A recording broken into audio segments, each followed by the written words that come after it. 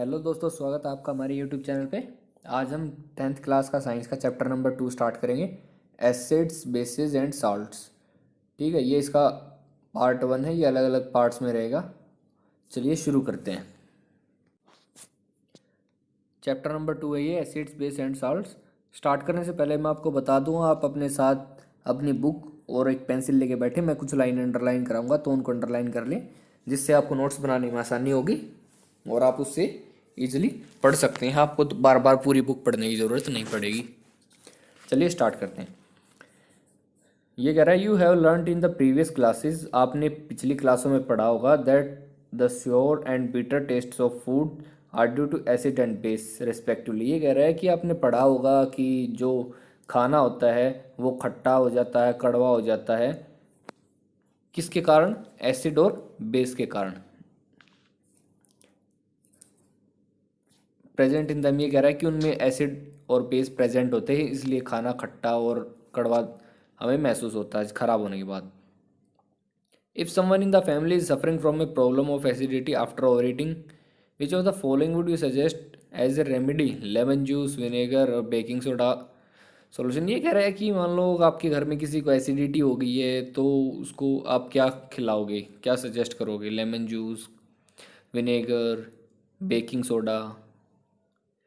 ठीक है, तो इसमें क्या है, आप देख सकते हो लेमन जूस और विनेगर में से कोई भी एक चीज़ है, बेकिंग सोडा है। लेमन जूस तो कैसे एसिडिटी होने पे क्या करोगे?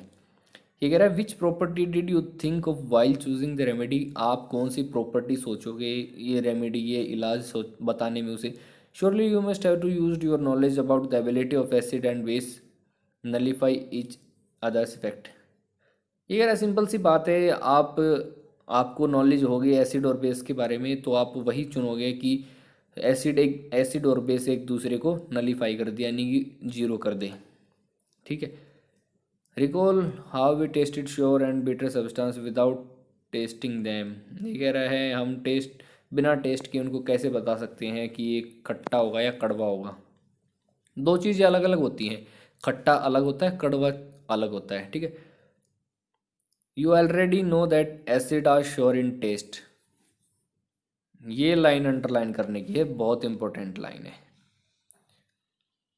आपको नहीं पता तो भी याद कर ले, acid are sour in taste, change the colour of blue litmus to red, whereas base are bitter and change the colour of red litmus to blue.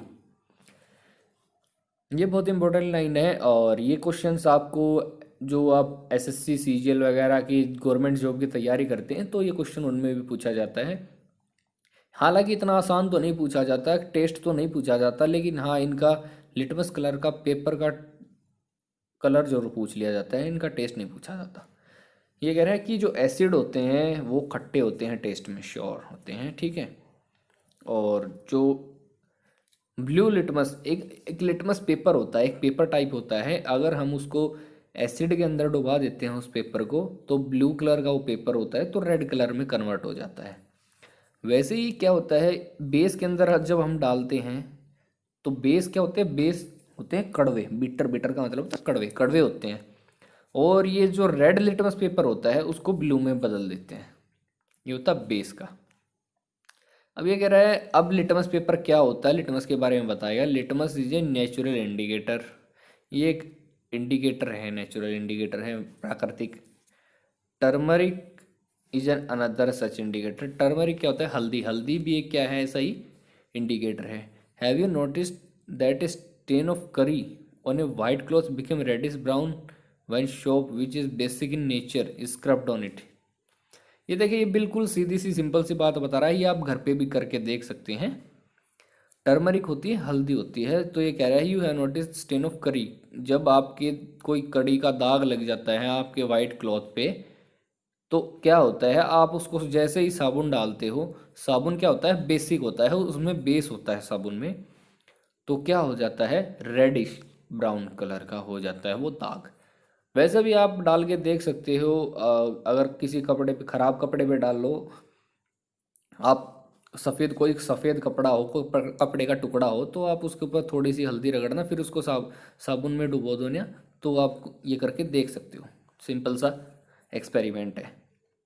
It turns yellow again when the cloth is washed and प्लेनिटी of water. ये कह रहे हैं कि दोबारा से ये yellow हो जाएगा अगर कपड़ा धो दिया जाए या फिर ज़्यादा पानी डाल दिया जाए। You can also use synthetic indicator से। सिंथेटिक इंडिकेटर क्या होते हैं? जो मैन मेड होते हैं, जो आदमियों ने बनाए हैं या ह्यूमन बींग द्वारा बनाए गए होते हैं। तो उनमें क्या होता है? मिथाइल ऑरेंज है, ये देखो इतनी बड़ी स्पेलिंग है, इसका नाम है phenolphthalein. To test for acid और बेस, एसिड और बेस को चेक करने के लिए ये भी बनाए गए हैं, मिथाइल ऑरेंज और फिनोप्थिलीन। ठीक। In this chapter we will study the reaction of acid and base. इस चैप्टर में हम क्या पढ़ेंगे? एसिड और बेस की रिएक्शन पढ़ेंगे। How acid and base cancel each others effect. ये कह रहा है कि एसिड और बेस एक दूसरे को इफेक्ट को कैसे, एक दूसरे की पावर को कैसे ख़त्म करते हैं। And many more interesting thing, और भी बहुत इंटरेस्टिंग बातें हैं जो हम अपने डेली लाइफ में देखते हैं जो कि एसिड बेस से रिलेटेड होती हैं।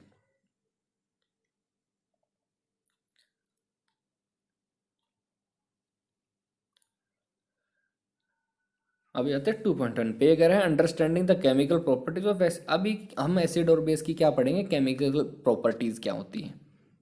अभी ये बता रहा है एक्टिविटी में, लेबोरेटरी में है, जैसे क्या कुछ होता है एसिड और क्या बेस, उसके बारे में देखते हैं क्या बता रहा है। ये कह रहा है collect the following solutions. Science laboratory में आपको ये सब सॉल्यूशन देखने हैं, जैसे HCl है, हाइड्रोक्लोरिक एसिड, सल्फ्यूरिक एसिड होता है H2SO4, नाइट्रिक एसिड HNO3 होता है, एसिटिक एसिड CH3, COOH, ये एसिटिक एसिड होता है, सोडियम हाइड्रोक्साइड NaOH होता है, calcium hydroxide CaOH twice,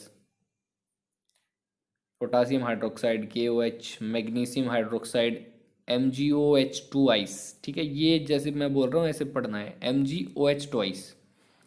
and ammonium hydroxide NH4OH। अब ये कह रहा है put a drop of each of the above solution on a watch glass one by one and test with a drop of indicator as shown is table 2.1।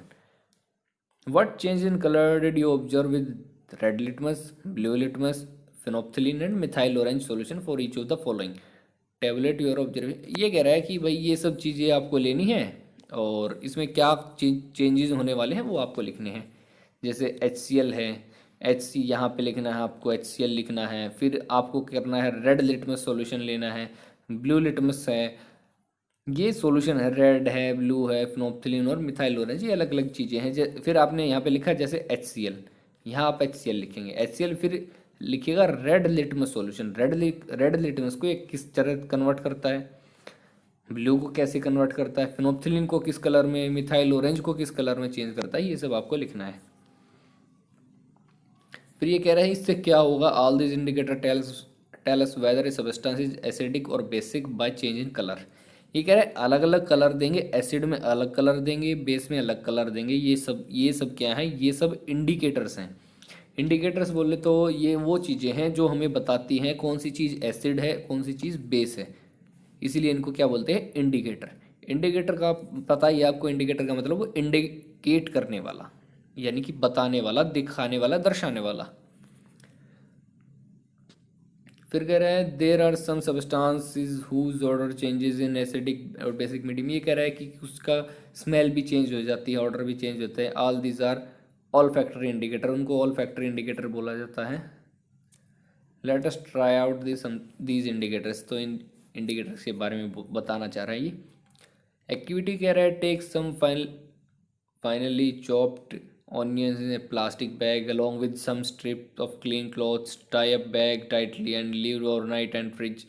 The cloth strips can now be used to test for acid और base. ये कह रहा है कि आपको क्या करना है, प्याज लेना है, उसको काटना है प्लास्टिक बैग में, और कोई स्ट्रिप्स है क्लीन क्लॉथ की वो उसके साथ रख देनी है और बैग को बांध के रख देना है फ्रिज में पूरी रात। फिर आप उससे क्या कर सकते हो, उसको एज ए इंडिकेटर यूज़ कर सकते हो। Take off these cloth strips and check their odour. तो उसमें से एक स्ट्रिप लेनी है आपको, क्लॉथ यानी कि कपड़े का टुकड़ा लेना है जो आपने प्याज के साथ बांध के रखा था। फिर उनकी स्मेल चेक करो, फिर इनको क्लीन सरफेस पे रखो। फ्यू ड्रॉप्स उस पर कुछ ड्रॉप HCl की डाइल्यूट हाइड्रोक्लोरिक एसिड की डालो और एक ड्रॉप पे डाइल्यूट NaOH डालो, सॉल्यूशन डालो। ठीक है, और उनके स्मेल से पता लगता है, ये स्मेल से। जिनका स्मेल से पता लगता है वो उनको ऑल्फैक्टरी बोला जाता है।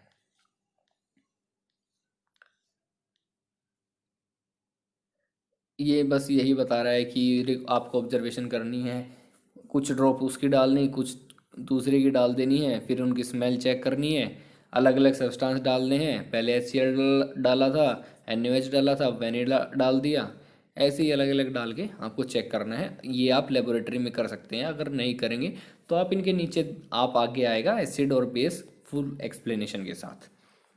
Which of these vanilla, onion and clove can be used as olfactory indicators on the basis of your observation? ये कह रहा है ये सब चीज़ें करने के बाद आप कौन सी चीज़ को olfactory indicators की तरह यूज़ कर सकते हो? Let's do some more activities to understand chemical properties। ये कह रहा है और कुछ एक्टिविटी करते हैं केमिकल प्रॉपर्टीज़ को समझने के लिए एसिड और बेस की। अब 2.3 एक्टिविटी में क्या कह रहा है? This activity needs the teacher assistant. ठीक है, टीचर के सामने करनी है। सेट द एपरेटस, एपरेटस को सेट करना है जैसा फिगर 2.1 में दिखाया गया है। ये देखो,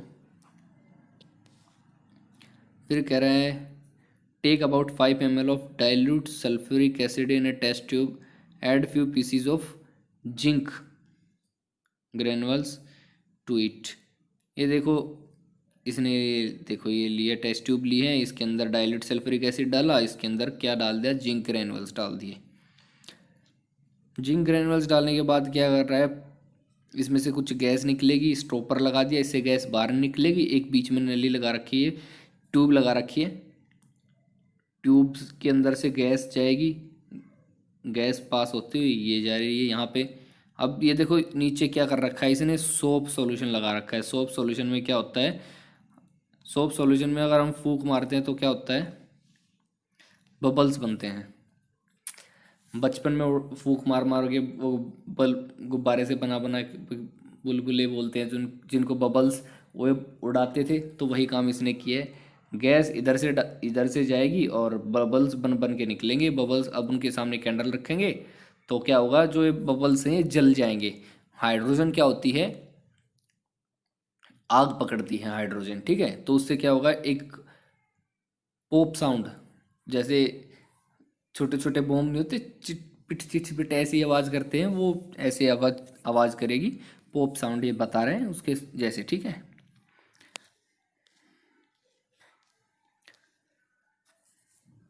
अब ये कह रहा है note that the above reaction displace hydrogen आइट। अब ये पूरी रिएक्शन को समझा रहा है आपको। ये जो एक्टिविटी हमने की है, बबल्स बने हैं जो हाइड्रोजन गैस के, वो कैसे बने? सबसे पहले क्या था? एसिड। एसिड था हमारे पास। कौन सा एसिड था वो आप देख सकते हैं इसके अंदर था डाइल्यूट सल्फ्यूरिक एसिड। फिर उसके अंदर जिंक ग्रेनुअल्स। जिंक क्या है? हमारी मेटल है। फिर क्या किया हमने? मेटल डाल दिया। एसिड और मेटल को मिलाते हैं तो क्या बनता है? साल्ट और हाइड्रोजन गैस। ये बात आप याद रखना, मेटल और एसिड दोनों को जब मिक्स करेंगे तो दो चीज़ें बनेंगी, एक तो सॉल्ट, एक हाइड्रोजन गैस। हमेशा यही होगा। आपको एसिड अलग अलग दे दिया जाएगा, मेटल अलग अलग दे दी जाएगी, लेकिन प्रोडक्ट हमेशा क्या बनेगा? Salt and hydrogen gas. Salt का फॉर्मूला, केमिकल फॉर्मूला अलग हो सकता है, हाइड्रोजन गैस का तो आपको पता ही है, H2। अब ये कह रहा है place few pieces of zinc metal है ना टेस्ट ट्यूब। अब जिंक मेटल के टेस्ट ट्यूब में डाल दिया। फिर क्या किया? सोडियम हाइड्रोक्साइड सॉल्यूशन डाला और उसको वार्म कर दिया, गर्म कर दिया। Repeat this rest of the step. अब जो 2.3 यानी कि 2.3 एक्टिविटी में जो कुछ किया था वो रिपीट करना है। तो वो भी रिएक्शन समझा रहा है ये क्या हुआ। NaOH है, NaOH क्या है? सोडियम हाइड्रोक्साइड सॉल्यूशन है। जिंक, जिंक आपको पता है क्या है? मेटल है। तो क्या बना? Na2ZNO2, sodium zincate. और क्या निकली? H2। H2 का मतलब क्या? हाइड्रोजन। सिंपल सी बात है, ये रिएक्शन भी आपको समझ आ गई। हमेशा क्या होगा? you find again that hydrogen is formed in the reaction, however such reaction are not possible with all metals। ये कह रहा है ऐसे रिएक्शन सभी मेटल्स के साथ पॉसिबल नहीं है, लेकिन मोस्टली यही होता है, ज़्यादातर मेटल्स यही प्रोडक्ट देती है आपको, सॉल्ट और हाइड्रोजन। ये कह रहा है you find again how do metal carbonate and metal hydrogen carbonate react with acid. अब तक आपने क्या पढ़ा, मेटल की और एसिड की रिएक्शन पढ़ी, लेकिन अब मेटल हाइड्रोजन कार्बोनेट, इसने क्या किया, डाइल्यूट सल्फ्यूरिक एसिड लिया है, सोडियम कार्बोनेट डाला है, फिर उसमें क्या हुआ, कार्बन डाइऑक्साइड गैस निकली। कार्बन डाइऑक्साइड गैस निकली तो डिलीवरी ट्यूब से टेस्ट ट्यूब के अंदर इसने कैल्शियम हाइड्रोक्साइड सॉल्यूशन के अंदर से उसके पास कर दिया उस गैस को। अब पूरी एक्टिविटी हम पढ़ते हैं। Take 2 test tubes label A and B, 2 test tube ली हमने ए और बी के नाम पे, और take about 0.5 gram of sodium carbonate लिया हमने, ये देखिए यहाँ पे Na2CO3 टेस्ट ट्यूब ए में लिया, एंड अबाउट 0.5 ग्राम क्या लिया हमने, sodium hydrogen carbonate.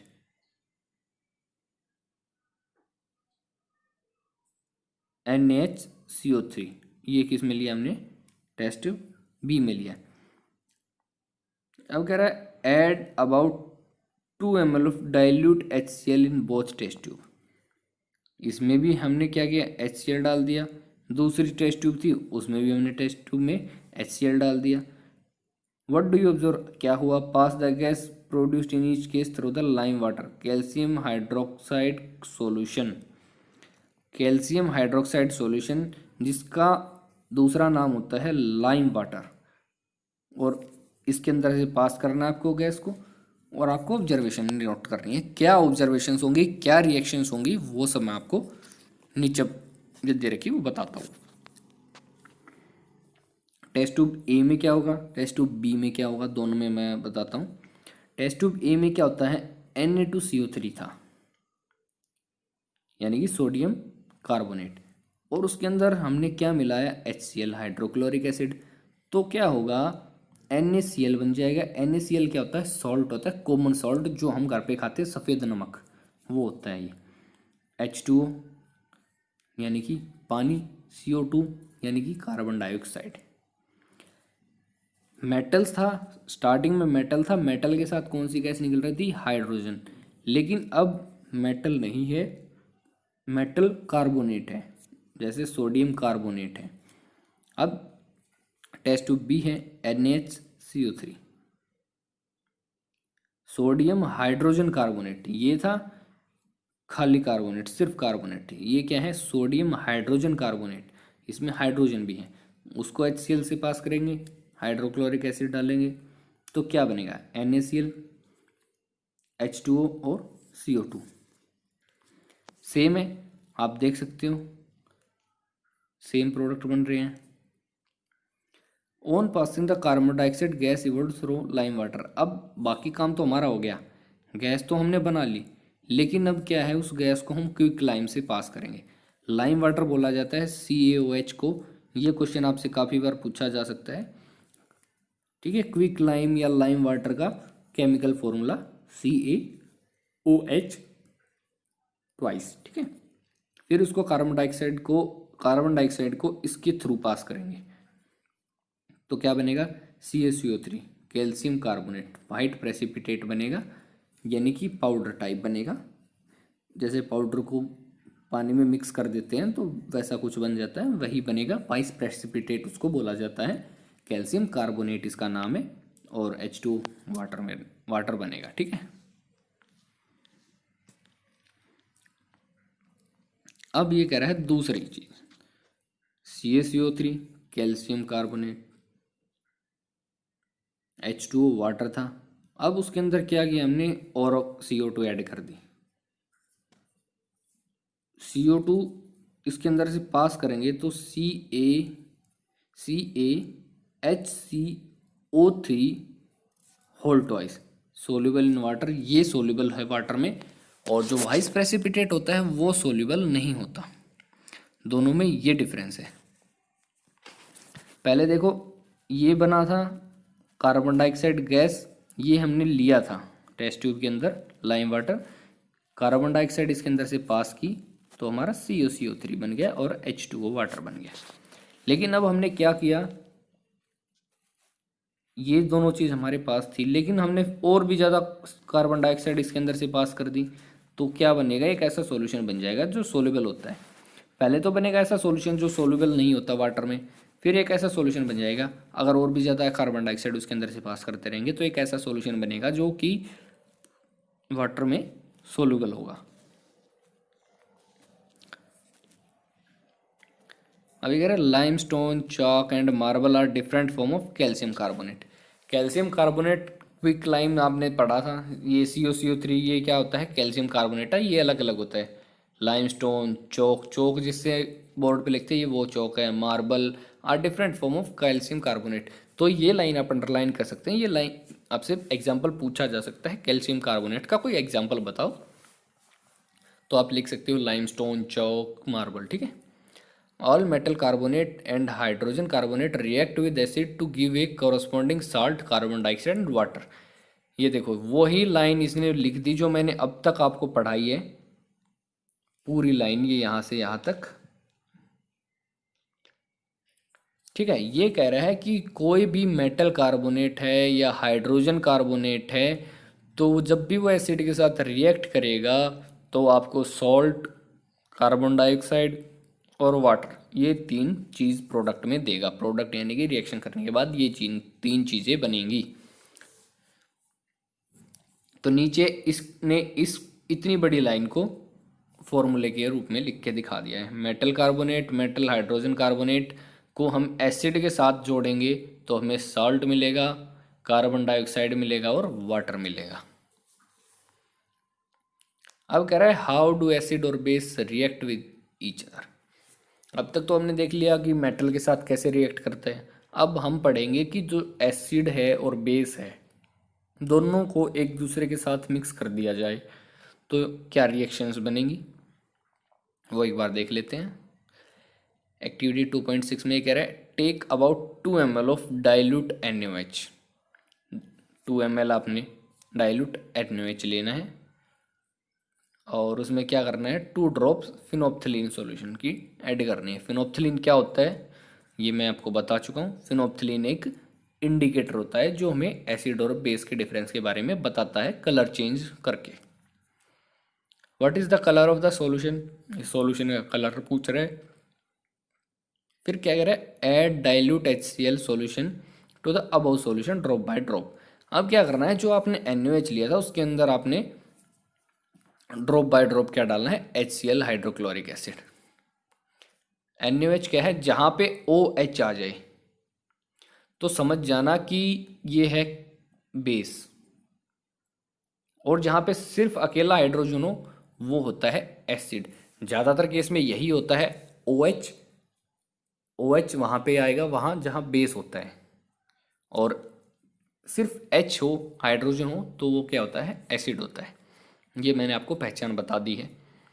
Is there any change in colour, ये पूछा है कोई चेंज कलर, चेंजमेंट होगा कुछ कलर में, क्योंकि आपने देखो फिनोप्थिलीन डाला है। फिनोप्थिलीन क्या होता है, फिनोप्थिलीन एक इंडिकेटर होता है, आपको पता है, जो एसिड और बेस के बारे में हमें बताता है।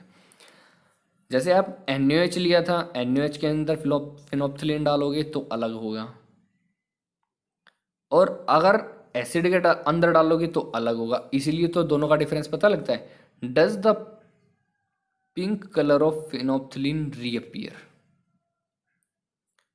What do you think this, what why this happened. ये कह रहा है कि ये सब क्या है और क्यों हो रहा है, ये आप ऑब्जर्व करो। अभी हमारे पास रिएक्शन करने के लिए केमिकल्स तो है नहीं, तो हम जो थ्योरी दे रखी है इस रिएक्शन की उसे देखते हैं। ये कह रहा है in the above activity we observe that the effect of a base is nullify by an acid and vice versa. ये कह रहा है कि जैसे हम कोई एसिड डालते हैं या फिर बेस डालते हैं, वो एक दूसरे को क्या कर देते हैं, नलिफाई कर देते हैं, एक दूसरे के इफेक्ट को क्या कर देते हैं, जीरो कर देते हैं। जो रिएक्शन हुई है वो रिएक्शन ये बता रहा है NaOH और HCl के अंदर NaCl और क्या बना, वाटर। अभी देखो मेटल के साथ रिएक्ट की थी एसिड ने, तो क्या हुआ था, सॉल्ट और हाइड्रोजन गैस निकली थी। अब एसिड और बेस एक दूसरे के साथ मिल देंगे तो क्या बनेगा, NaCl क्या होता है, सॉल्ट, कॉमन सॉल्ट जो आप घर पे खाते हैं वो होता है, H2O क्या होता है, वाटर। तो इससे ये पता लगता है कि एसिड और बेस जब मिलेंगे एक दूसरे के साथ तो क्या बनेगा, सॉल्ट और वाटर बनेगा। और इस टाइप की रिएक्शन को क्या बोला जाता है, न्यूट्रलाइज रिएक्शन, न्यूट्रलाइजेशन। न्यूट्रलाइजेशन का क्या मतलब होता है कि न्यूट्रल, ना तो वो एसिड है ना बेस है। एसिड कोई चीज़ है, वो एसिड है, उसके अंदर बेस मिला दिया तो एसिड क्या करेगा और बेस क्या करेगा, एक दूसरे को काट देंगे। जैसे आपने सुना है ना, एक ये कहावत भी है, हीरा हीरे को काटता है, तो यहाँ पे उल्टा होता है, एसिड बेस को काटता है, बेस एसिड को काटता है, और दोनों क्या हो जाते हैं, जीरो हो जाते हैं, न्यूट्रल हो जाता है सॉल्यूशन। ना तो वो एसिड रहता ना ही वो बेस रहता है।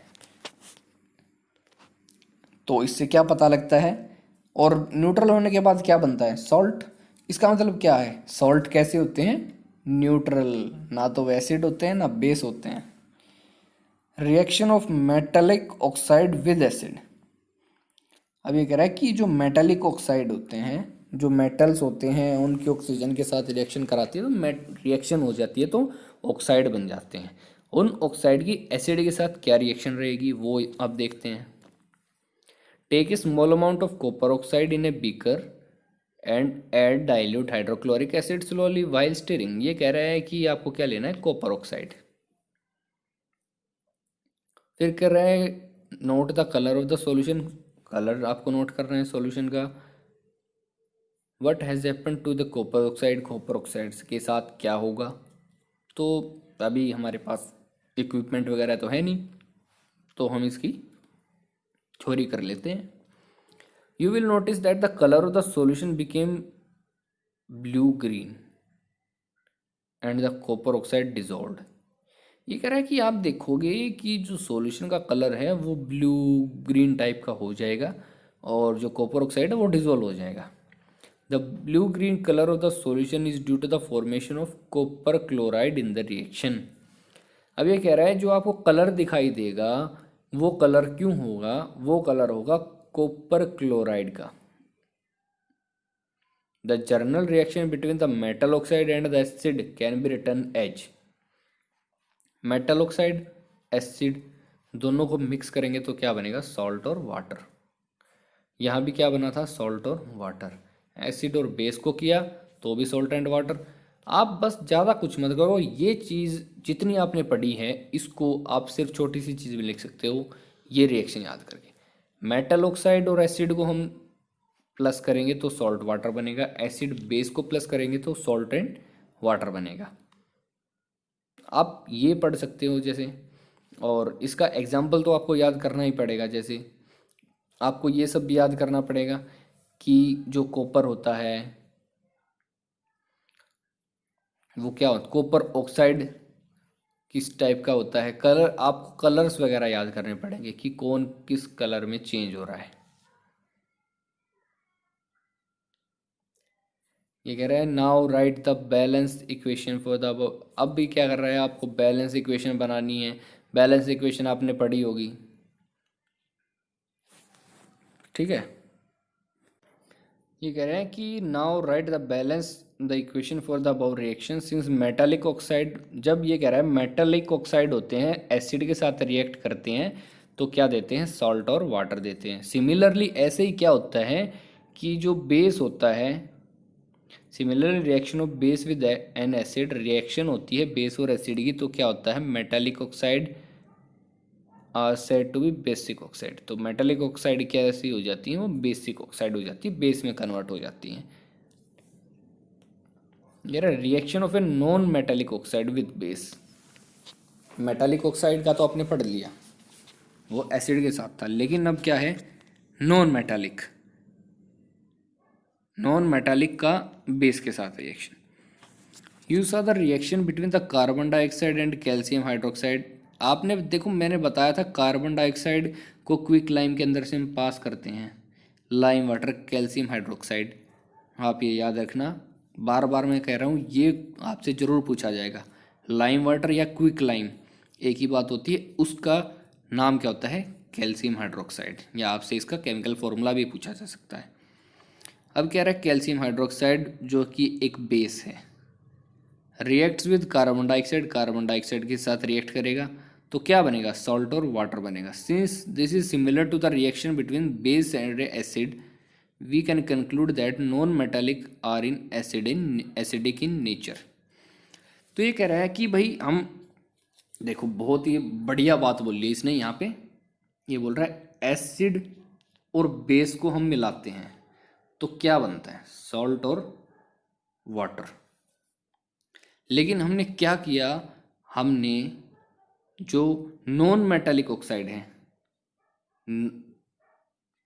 नॉन मेटालिक ऑक्साइड को हम बेस के साथ मिलाते हैं तो क्या बनता है, सॉल्ट और वाटर। ये चीज़ क्या है, इसमें कॉमन है। ये चीज़ क्या है, कॉमन है। ये चीज़ क्या है, कॉमन है। ये सारी चीज़ कॉमन है तो ये चीज़ भी तो कॉमन होगी, ये भी तो कॉमन होगा। यानी कि ये चीज़ क्या है, ये चीज़ एसिड है, बेस हमने डाला, सॉल्ट और वाटर बना, सॉल्ट और वाटर बना। तो इसका हमें क्या पता चला, केमिकल रिएक्शन करके हमें क्या पता लग गया कि ये जो नॉन मेटालिक ऑक्साइड होते हैं ये कैसे होते हैं, एसिडिक होते हैं नेचर के अंदर। ये वही काम करते हैं जो एसिड काम करता है, उनके तरह ही इनका नेचर होता है। चलो ठीक है, इस वीडियो में इतना ही करते हैं, बाकी अगली वीडियो में करते हैं। अगर आपको मेरा पढ़ाया हुआ समझ आ रहा है तो मेरे चैनल को सब्सक्राइब करें, वीडियो को लाइक करें, अपने दोस्तों के साथ भी शेयर करें। धन्यवाद दोस्तों।